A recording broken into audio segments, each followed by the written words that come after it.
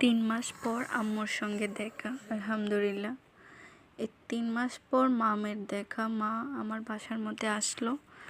আসার সময় দেখেন কতগুলো মাছ মাংস নিয়ে আসলো।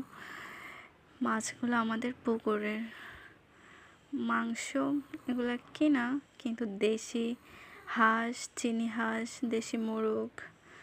মায়েরা মেয়েদের বাসার মধ্যে আসার সময় কত কিছুই না নিয়ে আসতে চায়, আমরা সেটা আশা করি না, তারপর আনে। আর শাশুড়িদেরকে প্লেট ভর্তি খাবার দিলেও তারা সেটাতে সন্তুষ্টি না, তারা আনবে দূরের কথা। এখন তো ধানের সিজন, এই যে বিন্নি চাল আনলো, নতুন চাল, তারপর নতুন পোলাও চাল, নতুন চালের গুঁড়ি, অনেক কিছুই মা এনেছে, যা সব কিছু মানে ক্যামেরাবন্দি করা হয়নি আর কি। যা যা একটু ভিডিও করলাম সেটি আপনাদের মাঝে শেয়ার করলাম।